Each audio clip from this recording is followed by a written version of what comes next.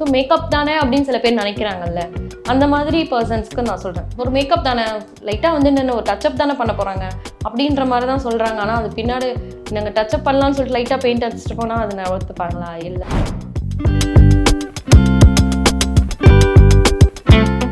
நீங்கள் கேட்குறீங்களே ஏன் இவ்வளோ சார்ஜ் பண்ணுறீங்க அவ்வளோ சார்ஜ் பண்ணுறீங்கன்னு சொல்லிட்டு, ஃபுல் ஆஃப் எஃபெக்ட். எங்களோட நிறைய பேருக்கு பார்த்தீங்கன்னா கால் ஃபுல்லாக வெரி க்ளோஸ் வெயின் வந்திருக்கும். ஏன்னா அவங்க நிறைய நின்று தான் இதை பண்ணியிருப்பாங்க.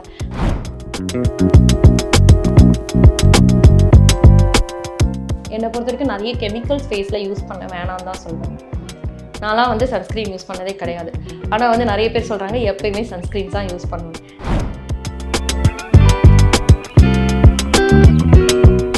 பப்பாயாவில் வந்து ஹனி மிக்ஸ் பண்ணி போட்டிங்கன்னா ரொம்ப நல்லாயிருக்கும். இல்லை எனக்கு வந்து ஆயிலி ஸ்கின்னாக இருக்குன்னா வெறும் பப்பாயா மட்டும் ஸ்மாஷ் பண்ணி போட்டிங்கனாலும் ரொம்ப நல்லாயிருக்கும்.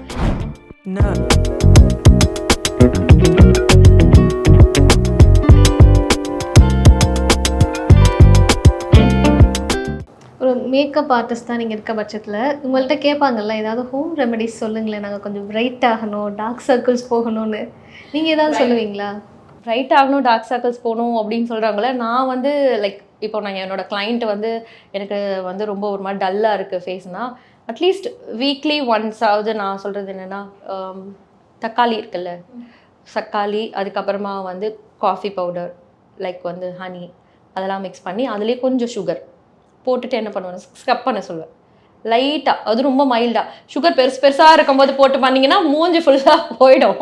ஸோ அந்த மாதிரி பண்ணாமல் அந்த சுகர் லைட்டாக கரைய ஆரம்பிக்கும் இல்லையா, அப்போ ரொம்ப மைல்ட் ஸ்க்ரப் மாதிரி கிடைக்கும். எனக்கு ஹெர்பலில் தான் வேணும்னு சொன்னாங்கன்னா சில பேருக்கு, ஆனால் இதுவும் சொல்லிடுறேன், சில பேருக்கு ஹெர்பல் செட் ஆகும், சில பேருக்கு செட் ஆகாது.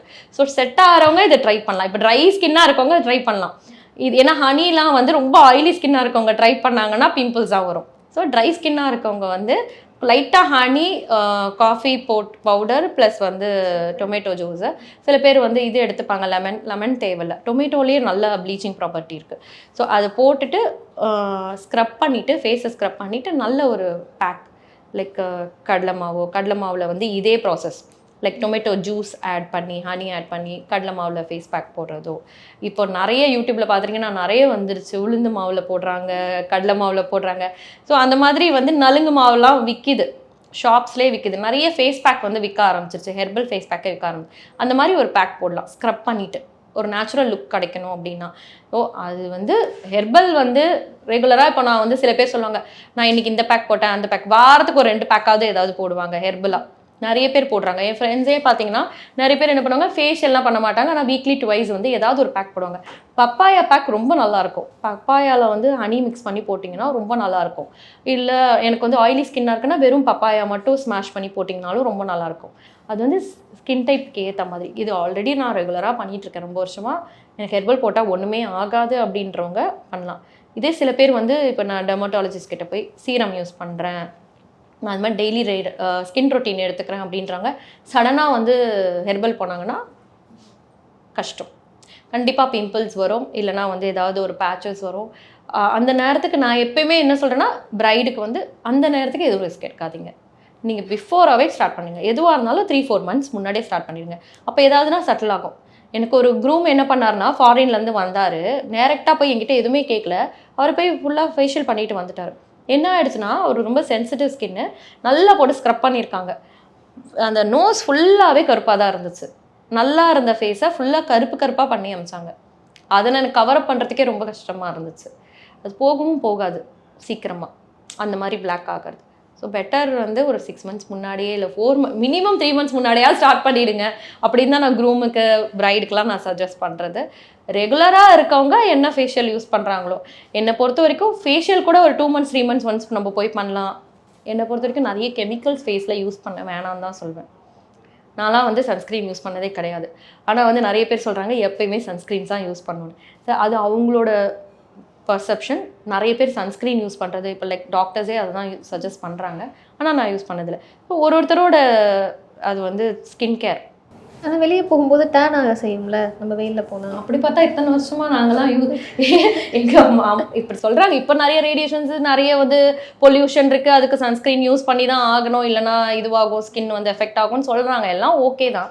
அப்படி பார்த்திங்கன்னா நான் எங்கள் அம்மா பாட்டிலாம் வந்து நான் பார்த்ததே இல்லையா, அவங்களாம் எதுவுமே யூஸ் பண்ணி பார்த்தது இல்லையா. ஆனால் அவங்க இப்போவுமே நல்லா இருக்காங்க. சொல்லப்போனால் நிறைய ஸ்கின் கேர் வந்து இந்த மாதிரி நிறைய ப்ராடக்ட்ஸ் யூஸ் பண்ணுறவங்களுக்கு தான் சீக்கிரமாக ஏதோ ஸ்கின் ஸ்பாயில் ஆகிற மாதிரி எனக்கு ஃபீல் ஆகுது.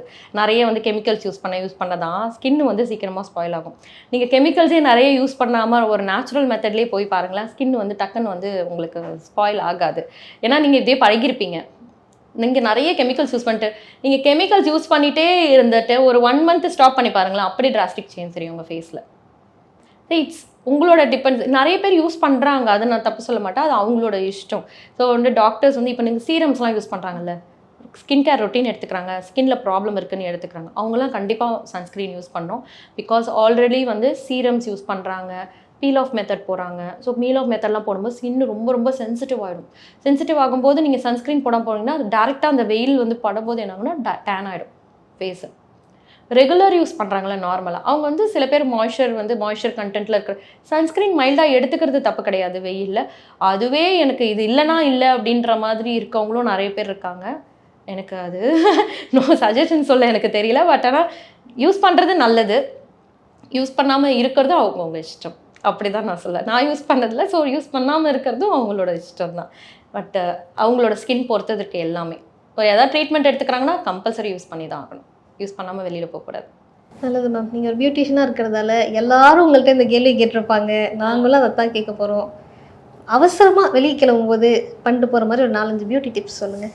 அவசரமாக வந்து நீங்கள் ஒரு 5 minutes ஒரு 10 minutes ஒரு மேக்கப் பண்ணணுன்னா கடகடா ஃபேஸ் வாஷ் பண்ணுங்கள், ஒரு மாய்ஸ்சரைசர் அப்ளை பண்ணுங்கள். உங்களுக்கான கன்சீலரோ எடுத்து வச்சுருங்க, எதுவுமே பண்ண வேணாம். அந்த கன்சீலரை எடுத்து எங்கெங்கெல்லாம் ஒரு டார்க் ஸ்பாட்ஸ் இருக்கோ அங்கங்கே ஒரு ட்ராப் வைங்க. பியூட்டி பிளெண்டர் எடுங்க, கடகடகடான்னு பண்ணிவிட்டு அது உங்கள் ஸ்கின்னுக்கு ஒரு டோன் எக்ஸ்ட்ரா இருக்கிற ஒரு காம்பேக்ட் எப்பயுமே வாங்கி வச்சுக்கோங்க. அப்படியே பவுடர் போட்டிங்களா, ஒரு லிப்ஸ்டிக் போட்டுட்டு லைனர் வேணும்னா போடுங்க. உங்களுக்கு ஐ ஆல்ரெடி ரொம்ப ஹைலைட்டடாக தான் இருக்குது, நல்லா இருக்குது அப்படின்னா லிப்ஸ்டிக்கை மட்டும் போட்டு கிளம்பிடுங்க.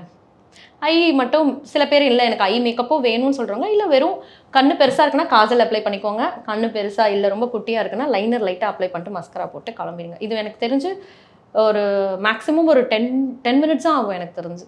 ஃபாஸ்ட்டாக என்னென்னா ஸ்டார்டிங் கஷ்டமாக இருக்கிற மாதிரி இருக்கும். நீங்கள் ரெகுலராக வந்து ஒரு ஆஃபீஸ்க்கு போகிறீங்க, ரெகுலராக நான் பண்ண போகிறேன்னா பண்ண அந்த 10 minutes நீங்கள் முடிச்சிருவீங்க. நான்லாம் வெளில போகும்போது 10 minutes தான் முடிச்சிடுவேன். இல்லை நான் ஃபுல் ஃப்ளெஜ்டாக மேக்கப் பண்ணணும்னா கண்டிப்பாக ஒரு 1/2 hour 20 minutes 25 minutes ஆகும் பை ப்ராக்டிஸ். 10 minutes கடகடன்னு முடிச்சுட்டு நீங்கள் போயிடலாம். அது ரொம்ப ஈஸியாக இருக்கும் உங்களுக்கு பை ப்ராக்டிஸ். ஏன்னா ஸ்டார்டிங்கில் லைனர் நிறைய பேருக்கு லைனர் வைக்க வராது. நான் லைனர் வைக்கிறதே எவ்வளோ கஷ்டப்பட்டிருக்கேன் தெரியுங்களா. மேக்கில் ஒரு பிரைடெல்லாம் கண்ணு திறக்கவே முடியாது அவங்களால. கண்ணு சுட்டி இப்படி ஃபுல்லாக ஃப்ளாஷ் பண்ணிகிட்டே இருப்பாங்க. அவங்களுக்குலாம் நான் என்ன பண்ணிவிடுவேன்னா ஜெல் லைனர் போக மாட்டேன், லிக்விட் லைனர் போயிடுவேன். லிக்விட் லைனர் கூட நம்ம போட்டால் அப்படி ஃப்ளாஷ் பண்ணும்போது மேலே பட்டால் கூட ஈஸியாக அழிச்சிடலாம். இல்லைன்னா ரொம்ப டஃப்பாக இருக்கும். லிக்விட் லைனர் போய்டுறது பெட்டர். அந்த மாதிரி கண் அப்படி சிமித்திட்டே இருக்கவங்களுக்கு மெயினாக வந்து ஏர்லி மார்னிங் முகூர்த்தம் இருக்கு இல்லையா, 2 மணிக்கு ஸ்டார்ட் பண்ணுவோம், 2-2:30 ஸ்டார்ட் பண்ணுவோம் மேக்கப். 6 மணிக்கு 5 மணிக்கே ரெடியாக இருக்கணும்னு சொல்லுவாங்க. 2:30 3 o'clock ஸ்டார்ட் பண்ணுவோம். அப்போ ஃபுல்லாக தூங்கிட்டு தான் இருப்பாங்க பிரைடு. அவங்க ஃபேஸை இழுத்து வச்சு நாங்கள் மேக்கப் பண்ணுறதுக்குள்ளே ரொம்ப டஃப்பாக இருக்கும் அந்த ஒரு சுச்சுவேஷன்லாம். பட் எல்லாமே எக்ஸ்பீரியன்ஸாக நல்லாயிருக்கும் ஆக்சுவலாக. ஏன்னா அது நம்ம விரும்பி அது ஒரு சில விஷயங்கள் பண்ணும்போது நைட்டு ஃபுல்லாக நாங்கள் தூங்க மாட்டோம். ஏன்னா அவங்க ஃபோட்டோ ஷூட்லாம் முடிச்சுட்டு ரூமுக்கு வரத்துக்கே 1 o'clock ஆகும். நீங்கள் கேட்குறீங்களே ஏன் இவ்வளோ சார்ஜ் பண்ணுறீங்க அவ்வளோ சார்ஜ் பண்ணுறீங்கன்னு சொல்லிட்டு ஃபுல் ஆஃப் எஃபெக்ட். எங்களோட நிறைய பேருக்கு பார்த்தீங்கன்னா கால் ஃபுல்லாக வெரி க்ளோஸ் வெயின் வந்திருக்கும். ஏன்னா அவங்க நிறைய நின்று தான் இதை பண்ணியிருப்பாங்க. ஹேர் ஸ்டைலிஸ்ட் ஆகட்டும், மேக்கப் ஆர்டிஸ்ட் ஆகட்டும், ஒரு நாளைக்கு வந்து 4 to 5 hours நிற்பாங்க அவங்க மேக்கப். அதுவும் ரெகுலராக பண்ணுறவங்க. இப்போ ஒரு பார்லர்லலாம் ஒர்க் பண்ணுறாங்க, நாங்களாவது வந்து மேக்கப் வரும்போது போய் பண்ணுறோம், டெய்லி பண்ணிவிட்டு வந்துட்டு வீட்டில் ரெஸ்ட் எடுத்துக்கிறோம். அவங்க மார்னிங்லேருந்து நைட் வரைக்கும் நிற்பாங்க. அந்த மாதிரி இருக்கவங்களுக்குலாம் பார்த்திங்கன்னா ரொம்ப ஸ்ட்ரெயின் பண்ணுவாங்க. அது வெளியில் காமிச்சிக்க முடியாது. நெக் ரொம்ப பெயின் ஜாஸ்தி வரும். நெக்கில் வந்து அந்த நர்வ்ஸ் கம்ப்ரெஷன்லாம் ஜாஸ்தி வரும். அந்த ஹேர் பண்ணுறவங்களாம் ஒரு கிரிம்பிங் பண்ணி முடிக்கிறதுக்கே 1 hour ஆகும். ஒரு ஸ்டாண்ட்ஸாகவும் எடுத்து பண்ணுவாங்க. அப்போ வந்து ஹேர் நெக் கம்ப்ரெஷன் வரும். ஸோ இவ்வளவும் எஃபெக்ட் கொடுத்து தான் அந்த அவுட்லுக்கை நாங்கள் கொண்டு வரோம். அது வந்து ரொம்ப டஃபஸ்ட். நைட்டு வரும்போதே அவங்க 12 o'clock மேலே வருவாங்க ஃபோட்டோ ஷூட் முடிச்சுட்டு. அவங்க ஃபேஸை ஃபுல்லாக க்ளீன் பண்ணி அந்த ஹேரை எல்லாம் ப்ரெப் பண்ணி எல்லாம் முடிச்சுட்டு அவங்கள அனுப்பிட்டு நாங்கள் படுக்கும்போது 1 o'clock ஆகும். திருப்பி morning 2:30 will start the makeup. அவங்க தூங்கிட்டு வந்து ரிலாக்ஸ் பண்ணிவிட்டு படுத்துருவாங்க. நாங்கள் அவங்க ஹேரையும் மேக்கப்பையும் அவங்க தூங்கிட்டு இருக்கும்போதே நாங்கள் பண்ண ஆரம்பிச்சிடுவோம். இப்படி தான் போயிட்டுருக்கோம். உட்கார வச்சுருவோம். ஆனால் உட்காந்து நீங்கள் தூங்குங்கன்னே நான் சொல்லிடுவோம். பாவம், ஏன்னா அதுக்கப்புறம் அவங்களுக்கு கல்யாணம் எல்லாமே இருக்கும். ஸ்ட்ரெஸ் எடுத்துக்காதீங்க, கண்ணை ரிலாக்ஸ்டாக மூடி தூங்குங்க. நான் சொல்லும் போது மட்டும் அந்த காஜல் வைக்கிறது மட்டும் லாஸ்ட்டாக வச்சுப்பேன் நான். எல்லாத்தையும் முடிச்சுட்டு அந்த லேஷஸும் காஜலும் வைக்கிறது மட்டும் அவங்க எழுந்ததுக்கப்புறம் சொல்லுவேன் நான் பண்ணுறேன் அப்படின்னு சொல்லிட்டு. ஸோ அவங்கள தூங்க சொல்லிடுவோம். ஸோ அப்படி தான் பண்ணிகிட்ருக்கோம். So it's full of effect. எல்லோரும் நினைக்கிறாங்க மேக்கப் தானே அப்படின்னு சொல்லிட்டு, அது கிடையாது. ஒரு மேக்கப் ஆர்டிஸ்ட் பின்னாடியும் அந்த ஒரு லுக்கை கொண்டு வரதுன்றது ஒரு எல்லாரோட எஃபெக்டும் இருக்குது. லைக் ஒரு ஹேர் ஸ்டைலிஸ்ட்டாக இருக்கட்டும், சாரி ராப்பிஸ்ட்டாக இருக்கட்டும், மேக்கப் ஆகட்டும், எல்லாரோட எஃபெக்ட். எந்த ஒர்க்லேயும் எஃபெக்ட் இல்லைன்னு நான் சொல்ல வரல. ஸோ மேக்கப் தானே அப்படின்னு சில பேர் நினைக்கிறாங்கல்ல, அந்த மாதிரி பர்சன்ஸ்க்கு நான் சொல்கிறேன். ஒரு மேக்கப் தானே, லைட்டாக வந்து என்ன ஒரு டச்சப் தானே பண்ண போகிறாங்க அப்படின்ற மாதிரி தான் சொல்கிறாங்க. ஆனால் அது பின்னாடி நாங்கள் டச்சப் பண்ணலான்னு சொல்லிட்டு லைட்டாக பெயிண்ட் அடிச்சுட்டு போனால் அதை நான் ஒத்துப்பாங்களா? இல்லை. ஒரு ஃபுல் அவுட்லுக் நம்ம கொண்டு விட்டு வரணும் அப்படின்னா அதுக்கு நாங்கள் ஃபுல் எஃபெக்ட் பண்ணணும். அவங்க ஃபேஸ்க்கு ஏற்ற மாதிரி பண்ணணும். இப்போ ஒரு ஆயிலி ஸ்கின் டைப்புக்கு நான் வந்து ட்ரை ஸ்கின்னோட மேக்கப் போட்டால் நல்லா இருக்குமா? நல்லா இருக்காது. ஸ்கின்னை நாங்கள் அனலைஸ் பண்ணுறோம், அதுக்கேற்ற மாதிரி மேக்கப் போடுறோம், அவங்க கேட்ட அவுட்லுக்கை கொண்டு வரோம். ஸோ இது ஃபுல்லாகவே நம்ம கொடுக்குற எஃபெக்ட் தான். அந்த லுக்கில் தான் அவங்க ஃபுல் ஃபோட்டோஸ்லேயும் வர போகிறாங்க, லைஃப் லாங் அதை தான் அவங்க பார்க்க போகிறாங்க. அந்த நோ மேக்கப் லுக் தான் இப்போ நிறைய பேர் கேட்குறாங்க. ஸோ என்னோட வே ஆஃப் மெத்தடும் அதே மாதிரி இருக்கிறதுனால ஐ ஃபீல் லைக் நான் இந்த ஒரு 10 இயர்ஸாக சஸ்டெயின் ஆகிறேன் அப்படின்னு சொல்லிட்டு தோணுது. ஸோ அதனால தான் சரி ஓகே இது நம்ம இப்படியே நிறுத்திடக்கூடாது, நெக்ஸ்ட் கிளாஸஸும் பண்ணணும் அப்படின்னு சொல்லி தான் பிளான்டு. March 8 வந்து உமன்ஸ் டே அன்னைக்கு ஸ்டார்ட் பண்ணலாம் அப்படின்னு சொல்லிட்டு செல்ஃப் க்ரூமிங் கிளாஸ் ஸ்டார்ட் பண்ணலான் இருக்கேன். அதில் எப்படின்னா மார்னிங் வந்து மேக்கப் வந்து நான் போட்டு காமிப்பேன் எப்படி பண்ணணும்னு. அப்போ வந்து அவங்க எவ்வளோ டவுட்ஸ் இருந்தாலும் என்கிட்ட கேட்கலாம். ஸோ மேக்கப் ஃபுல்லாக முடிச்சதுக்கப்புறம் அவங்கவுங்க ஸ்கின் பார்த்துட்டு அவங்களுக்கு ஏற்ற மாதிரி என்ன மேலே மேக்கப் வந்து ப்ராடக்ட்ஸ் வாங்கலாம் சஜஸ்ட் பண்ணுவேன். பண்ணிவிட்டு அவங்கக்கிட்ட ப்ராடக்ட்ஸையும் எடுத்துகிட்டு வர சொல்லுவேன். எடுத்துகிட்டு வர சொல்லிவிட்டு என்கிட்ட இருக்க அவங்ககிட்ட ப்ராடக்ட்ஸ் இல்லையா, சரி என்கிட்ட இருக்கிற ப்ராடக்ட்ஸையும் ஹேண்ட்ஸ் ஆன் ப்ராக்டிஸ் கொடுத்து எண்ட் ஆஃப் த டே அவங்க இங்கேருந்து போகும்போது செல்ஃபாக அவங்களை எப்படி க்ரூம் பண்ணிக்கலான்றதை லேர்ன் பண்ணிட்டு தான் போவாங்க. ஸோ நோட்ஸும் எடுத்துக்க சொல்லுவேன். இதுதான் என்னோட பிளான் ஆக்சுவலி. எவ்வளோ டே கிளாஸ் மேம் இது பர் டே, சிங்கிள் டேல self grooming class. Okay. So morning session ஃபுல்லாக ஹாஃப் டே வந்து நான் வந்து மேக்கப் சொல்லி கொடுத்துருவேன். ஹாஃப் ஆஃப் த டே வந்து செகண்ட் ஹாஃப் வந்து அவங்கள வந்து ஹேண்ட்ஸ் ஆன் ப்ராக்டிஸ் சொல்லி, இதையும் மீறி அவங்களுக்கு டவுட்ஸ் இருந்தால் எப்போ வேணால் என்னை வந்து ரீச் அவுட் பண்ணலாம், என்கிட்ட வந்து கற்றுக்கலாம். ஸோ அதுதான் ரொம்ப அவசியம் நினைக்கிறேன் இல்லையா? ஆமாம். ஏன்னா இப்போ டே டு டே லைஃப்பில் வந்து டக்குன்னு குயிக்காக ஒரு மேக்கப் பண்ணிட்டு போகிறது எப்படின்னு நிறைய பேருக்கு தெரியல. அது எப்படி பண்ணணும்னு தெரியல. அதுக்காக நிறைய இன்வெஸ்ட்டும் பண்ணுறாங்க. மாற்றி ப்ராடக்ட்ஸ் வாங்கிடுறாங்க. அவங்க ஸ்கின் டைப் என்னன்னு தெரியாமல், லிப் ஷேப் என்னன்னு தெரியாமல் வாங்கிடுறாங்க. அப்புறமா என்ன பண்ணுறாங்க, திருப்பி இன்னொன்று வாங்குறாங்க. இப்படி தான் போயிட்டுருக்கு. ஸோ இந்த மாதிரி அவங்கக்கிட்ட இருக்கிற ப்ராடக்ட்ஸையும் கொண்டு வர வச்சு என்கிட்ட இருக்கிற ப்ராடக்ட்ஸையும் கொடுத்து ஒரு ஹேண்ட்ஸ் ஆன் ப்ராக்டிஸ் கொடுத்தோன்னா அவங்களுக்கு இன்னுமே பெட்டராக இருக்கும். அவங்களுக்கு வந்து ஒரு மேக்கப் பண்ணிட்டு போகிறதுக்கு ரொம்ப ஈஸியாக இருக்கும் அப்படின்றது தான் என்னோட கான்செப்ட். ஸோ ஒரு செமினார் மாதிரி இல்லாமல் ரொம்ப பர்சனலைஸ்டாக எஃபெக்ட் கொடுத்து பண்ணலாம். அப்படி இல்லை எனக்கு டவுட் இன்னுமே இருக்குன்னா I have a studio. So அங்கே வாங்க, அங்கே வந்துட்டு திருப்பி இன்னொரு வாட்டி கூட நான் உங்களுக்கு சொல்லி கொடுக்குறேன் அப்படின்னு சொல்லிவிடுவேன். அவ்வளோதான். வந்துட்டு அது வந்து அது காஸ்டிங்லாம் இல்லை, வந்து அவங்க திருப்பியுமே லேர்ன் பண்ணிக்கலாம். அப்படி தான் இப்போ பிளான் பண்ணியிருக்கேன். So to start with self grooming start பண்ணலான்னு இருக்கேன். அப்புறம் தான் மாஸ்டர் கிளாஸ் பண்ணலாம். மேக்கப் சம்மந்தப்பட்ட நிறைய விஷயங்களை வந்து ரொம்ப டீட்டெயில்டாக எங்களோட பேசுனீங்க. பார்க்குற எல்லாருக்குமே இது ரொம்ப யூஸ்ஃபுல்லாக இருக்கும் அப்படின்னு நாங்கள் நம்புகிறோம். உங்கள் நேரத்துக்கு ரொம்ப நன்றி. ரொம்ப தேங்க்ஸ் இந்த சேனலுக்கு எனக்கு இந்த டைம் கொடுத்ததுக்கு. நான் உங்கள் Sathya from Sathya's makeover artistry.